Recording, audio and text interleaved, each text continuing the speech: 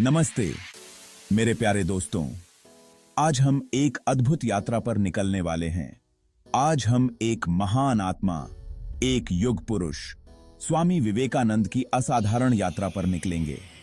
उनकी कहानी प्रेरणा और साहस से भरी हुई है। उनका जन्म 12 जनवरी 1863 को कलकत्ता में हुआ था।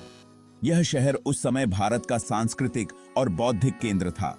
उनका नाम नरेंद्र नाथ दत्त रखा गया था। यह नाम उनके परिवार की परंपरा और संस्कृति को दर्शाता है। बचपन से ही नरेन एक असाधारण बुद्धि और जिज्ञासु प्रकृति का प्रदर्शन करते थे। वे हमेशा नई चीजें सीखने के लिए उत्सुक रहते थे। उनकी याद रखने की शक्ति अद्भुत थी। वे जो कुछ भी पढ़ते या सुनते थे उसे तुरंत याद कर लेते थे। वे जो कुछ भी सुनते या पढ़ते थे उसे आसानी से याद रख लेते थे। उनकी यह क्षमता उन्हें दूसरों से अलग बनाती थी। नरेन संगीत, खेल और पढ़ाई में भी आगे थे। वे हर क्षेत्र में उत्कृष्टता प्राप्त करना चाहते थे। वे एक नटखट बच्चे थे, लेकिन उनका दिल दयालु और संवेदनशील था। वे हमेशा दूसरों की मदद करने के लिए तैयार रहते थे। नरेन के माता-पिता धार्मिक और उदार विचारों वाले थे।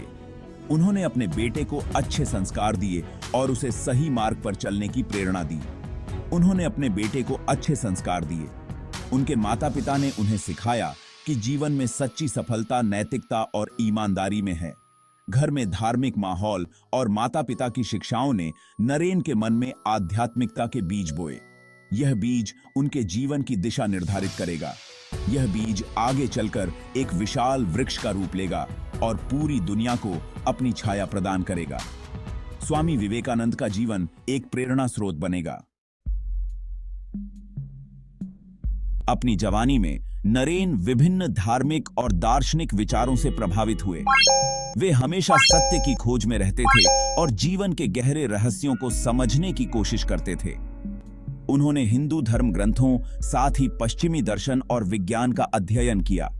वे विभिन्न विचारधाराओं को समझने और उनकी तुलना करने में रुचि रखते थे। उनके मन में एक ही सवाल बार-बार उठता था, क्या ईश्वर सचमुच में है? यह प्रश्न उनके जीवन का केंद्र बिंदु बन गया था। वे इसका उत्तर पाने के लिए बेचैन थे। उन्होंने हर संभव स्रोत से उत्तर खोजने की कोशिश की। उन्होंने कई धार्मिक गुरुओं और विद्वानों से मुलाकात की, लेकिन उनकी जिज्ञासा शांत नहीं हुई। हर मुलाकात के बाद भी उनके सवाल अनुत्तरित रह जाते थे। एक दिन नरेन की मुलाकात रामकृष्ण परमहंस से हुई। यह बहाना मुलाकात उनके जीवन का एक महत्वपूर्ण मोड़ साबित हुई। रामकृष्ण एक महान संत और दक्षिणेश्वर काली मंदिर के पुजारी थे। उनकी उपस्थिति में नरेन को एक अद्भुत शांति का अनुभव हुआ। उनकी भक्ति और सरलता ने नरेन को बहुत प्रभावित किया। नरेन ने महसूस किया कि वे सही मार्गदर्शक से मिले हैं। रामकृष्ण ने नरेन को अपना शिष्य स्वीकार किया और उन्हें आध्यात्मिक ज्ञान प्रदान किया। उन्होंने नरेन को ध्यान और साधना के गहरे रहस्यों से अवगत कराया। उन्होंने नरेन को सिखाया कि ईश्वर एक है और सभी धर्म उसी एक ईश्वर तक पहुंचने के अलग-अलग रास्ते हैं। इस शिक्षा ने नरेन के जीवन को एक नई दिशा दी।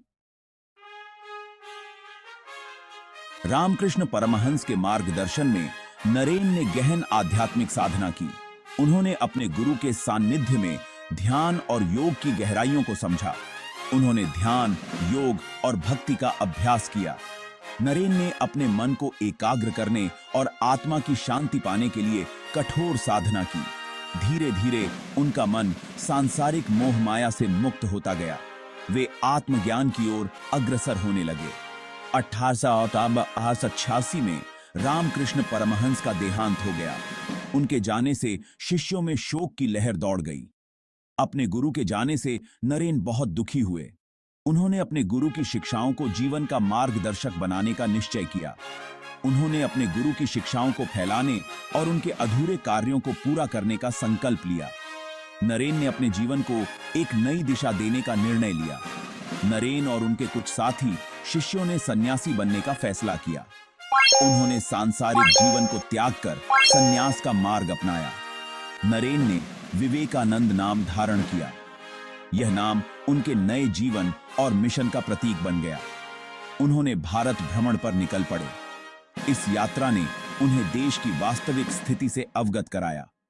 इस यात्रा के दौरान उन्होंने लोगों की गरीबी, अज्ञानता और सामाजिक अन्याय को करीब से देखा। यह अनुभव उनके जीवन का महत्वपूर्ण मोड़ साबित हुआ। विवेकानंद ने निश्चय किया कि वे अपना जीवन लोगों की सेवा और भारत के उत्थान के लिए समर्पित करेंगे। उन्होंने समाज में जागरूकता फैलाने का बीड़ा उठाया। सेक्शन 4, पश्चिम की ओर यात्रा, अमेरिका की खोज। 1893 में विवेकानंद को शिकागो में आयोजित विश्व धर्म संसद में भाग लेने का निमंत्रण मिला। यह उनके लिए एक महत्वपूर्ण मोड़ साबित हुआ। उन्होंने अमेरिका की यात्रा की। वहां पहुंचने पर विवेकानंद को कई कठिनाइयों का सामना करना पड़ा। उन्हें भाषा, संस्कृति और नस्लवाद का सामना करना पड़ा, लेकिन विवेकानंद ने हार नहीं मानी।